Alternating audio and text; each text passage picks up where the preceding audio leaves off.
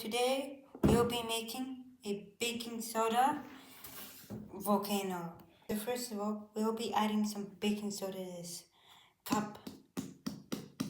Once you are done, you put in the baking soda inside the flask and you slowly add in vinegar.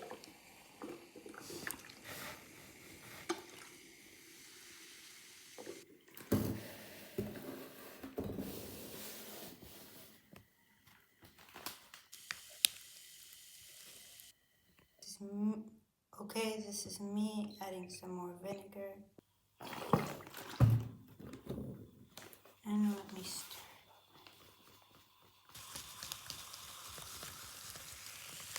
Wow!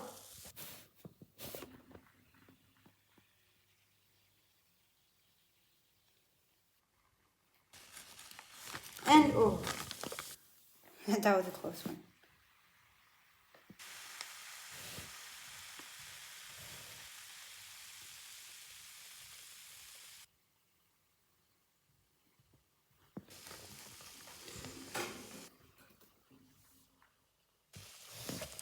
See, some more baking soda. Let's add some more. Let me just keep on adding more.